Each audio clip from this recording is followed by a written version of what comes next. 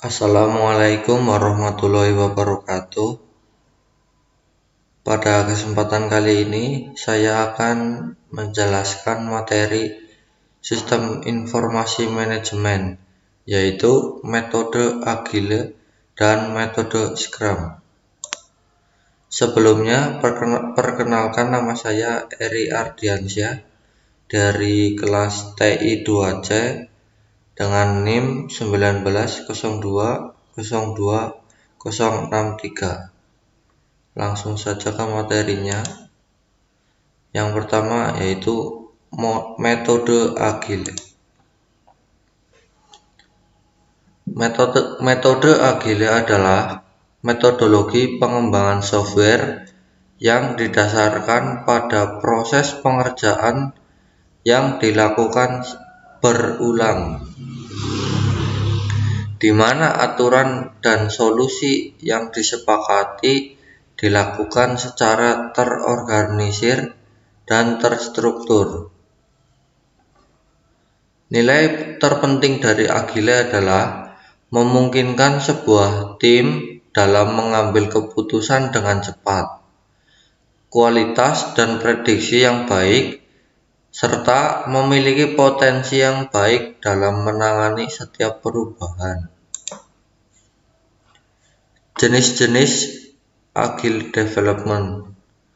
Yang pertama, Adaptive Software Development atau ASD. Kedua, Agile Modeling atau AM. Yang ketiga, Crystal. Yang keempat, Dynamic System Development atau DSDM. Kelima, Extreme Programming atau XP.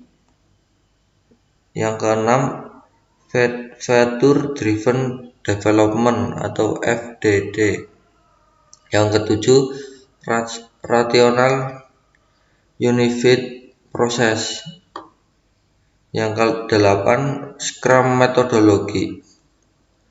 Jenis Agile yang paling sering digunakan adalah Adaptive Software Development atau ASD, Dynamic System Development atau DSDM, Extreme Programming XP, dan Scrum.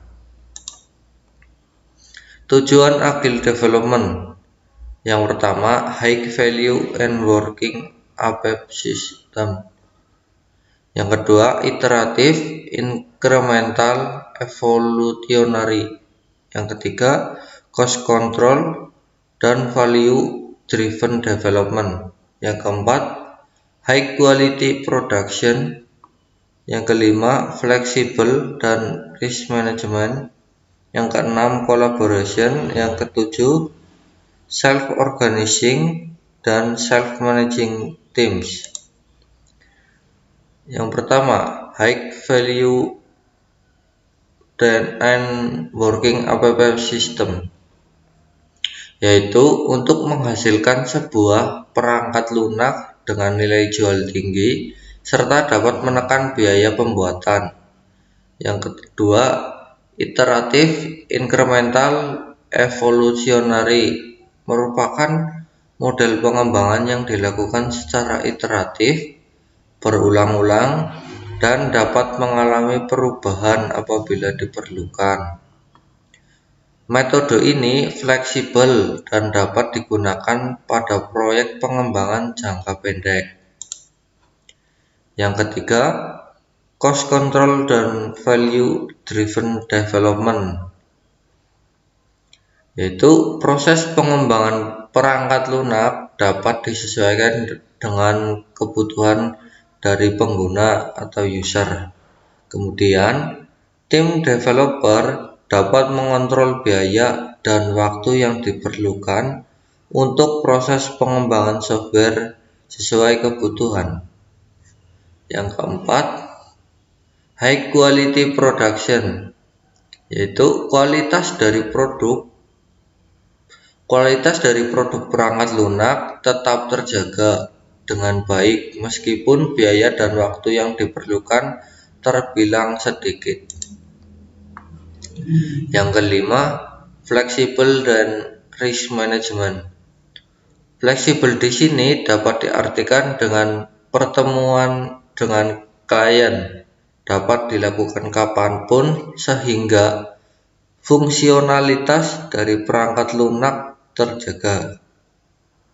Yang terpenting, dapat meminimalisir terjadinya kesalahan pada program maupun produk sebelum dilakukan proses deploy aplikasi. Yang keenam, collaboration. Proses kolaborasi dilakukan oleh setiap tim pengembang untuk mendiskusikan feedback yang diberikan oleh klien. Yang ketujuh, self-organizing, self-managing teams, yaitu pengembang diberikan akses untuk manajemen sendiri urusan software development. Tugas dari seorang manajer untuk menjadi penghubung antara developer dan klien sehingga dapat mengurangi terjadi miscommunication. Kelebihan dan kekurangan agile development. Kelebihan yang pertama, proses pengembangan perangkat lunak membutuhkan waktu yang relatif cepat dan tidak membutuhkan resource yang besar. Yang kedua, perubahan dapat ditangani dengan cepat sesuai dengan kebutuhan klien. Yang ketiga, klien dapat memberikan feedback kepada tim pengembang dalam proses pembuatan program. Kekurangan, agile tidak cocok apabila dikerjakan oleh tim yang tidak memiliki komitmen untuk menyelesaikan proyek bersama-sama. Yang kedua, metode ini kurang tepat apabila dikerjakan dengan jumlah skala tim yang besar, yaitu lebih dari 20 orang. Yang ketiga, tim pengembang harus selalu bersiap karena perubahan dapat terjadi sewaktu-waktu. Langsung selanjutnya, manfaat penggunaan metode agile. Manfaat dari penggunaan metode agile dapat dirasakan oleh setiap pihak, baik dari sisi developer maupun dari sisi pengguna. Klien dapat memberikan feedback kepada tim developer untuk menambahkan atau mengubah fitur dari aplikasi tersebut sebelum benar-benar dirilis. Kemudian, manajer dapat mengontrol kerja dari setiap tim dengan lebih baik. Dari segi vendor, dapat mengurangi pemborosan dan dapat difokuskan pada peningkatan efisiensi dan pengembangan fitur. Dari sisi developer, dapat meningkatkan produktivitas tiap departemen karena setiap tim dapat melakukan pengerjaan tiap tugas tanpa perlu harus menunggu tim yang lain menyelesaikan tugasnya. Kemudian, 12 prinsip utama dari Agile Software Development. Metode Agile memiliki 12 prinsip utama yang dikenal dalam Agile Manifesto. Yang pertama, menekankan pada kepuasan dari klien dengan menjadikannya sebagai prioritas utama dalam menghasilkan produk lebih awal dan berkelanjutan. Yang kedua, menerima segala bentuk perubahan saat proses pengembangan software meskipun berada di tahap akhir pengembangan. Yang ketiga, menghasilkan produk berupa perangkat lunak yang dibuat dengan jangka waktu sedikit, kurang lebih 2 minggu sampai bulan, dengan kualitas yang teruji. 4. Terjadi proses kerjasama yang baik antara pihak pengembang dengan pebisnis selama proyek berlangsung. Yang kelima, membangun suasana lingkungan yang berisi orang-orang bermotivasi tinggi, supaya dapat menyelesaikan proyek dengan efektif dan efisien. Yang keenam, komunikasi secara langsung sangat dibutuhkan dalam proses pengembangan sebuah perangkat lunak. Yang ketujuh, software yang bekerja dengan baik dan sempurna merupakan sebuah ukuran dari kemajuan proyek. Yang kedelapan, metode agil dapat mengembangkan software secara berkelanjutan dari dukungan setiap pihak seperti sponsor, pengguna, dan developer sendiri. 9. Keunggulan dari segi teknis menjadi keutamaan dalam pengembangan software menggunakan metode agil. 10. Kesederhanaan di sini sangatlah penting bagi agil sendiri dalam memaksimalkan sebuah resource atau sumber daya yang ada. 11. Segala kebutuhan dari segi arsitektur dan kebutuhan software sangat tergantung pada manajemen setiap tim pengembang. Yang ke-12, secara berkala setiap tim pengembang melakukan evaluasi diri atau refleksi untuk bekerja lebih efektif dan mengatur pola kerja mereka. Selanjutnya yaitu metode Scrum. Pengertian metode Scrum. Metode Scrum adalah salah satu metode rekayasa perangkat lunak dengan menggunakan prinsip-prinsip pendekatan agil yang bertumpu pada kekuatan kolaborasi tim, incremental product, dan proses iterasi untuk mewujudkan hasil akhir. Selain Scrum, ada juga metode Extreme Programming atau XP yang juga menggunakan pendekatan agil. Masing-masing metode memiliki fokus atau penekanan yang berbeda, yang tentu saja dapat dikombinasikan untuk menghasilkan proses yang optimal. Scrum juga bisa disebut framework untuk manajemen pengembangan software dengan karakteristik cekatan dan bersifat iteratif dan inkremental.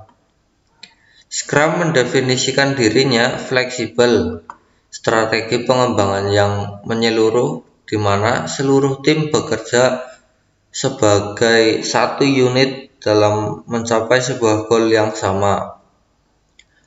Prinsip kunci dari Scrum adalah memahami bahwa dalam proyek yang tengah berlangsung, klien mungkin mengubah apa yang menjadi kebutuhan dan keinginannya.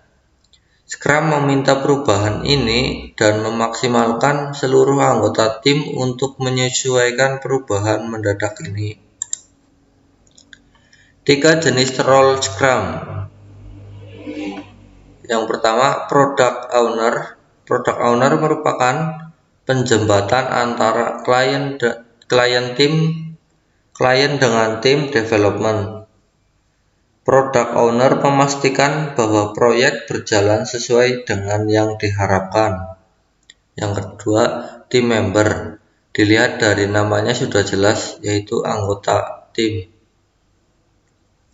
Yang ketiga, Scrum Master.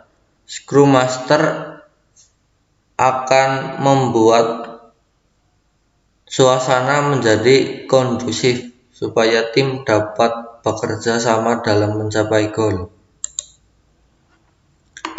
Selanjutnya yaitu kelebihan dan kekurangan Scrum. Kelebihan: 1. Dapat menghemat waktu dan biaya. Yang kedua, dapat mentransformasikan bisnis yang sulit diukur menjadi mudah untuk dikembangkan.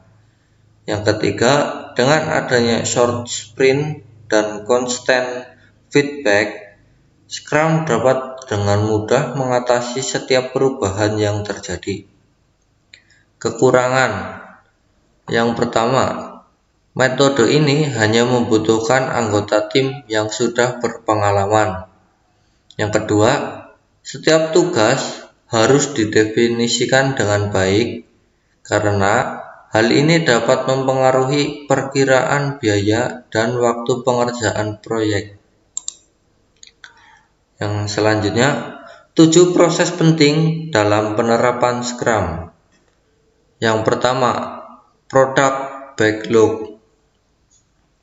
Product backlog bertujuan untuk menentukan prioritas apa saja yang harus dilakukan selama pengerjaan sprint. Yang kedua, sprint backlog adalah kumpulan item produk backlog yang dipilih untuk sprint, ditambah sebuah rencana untuk mengantarkan produk tersebut dan mewujudkan tujuan sprint itu sendiri. Ketiga, sprint planning merupakan proses paling penting yang dilakukan setiap kali akan memulai sprint baru. Yang keempat, daily Scrum. Dalam fase ini, masing-masing anggota tim saling berbagi apa saja yang telah dikerjakan dan yang dikerjakan di hari tersebut. Yang kelima, sprint review adalah waktunya bagi anggota tim untuk mendemonstrasikan apa saja yang berhasil diselesaikan dalam satu sprint. Yang keenam, sprint retrospektif. Sprint retrospektif dilakukan di akhir setiap sprint. Dalam meeting ini, masing-masing anggota tim mengutarakan pendapat terkait kinerja tim selama menerapkan Scrum tanpa membahas sisi teknis dari proyek yang telah dikerjakan. Yang ketujuh, increment, yaitu manifestasi dari produk backlog item yang diselesaikan dalam sprint dan total nilai bisnis increment dan seluruh sprint yang lalu. Terima kasih. Sekian penjelasan materi sistem informasi manajemen dari saya. Apabila ada kesalahan kata, saya minta maaf sebesar-besarnya. Terima kasih. Wassalamualaikum warahmatullahi wabarakatuh.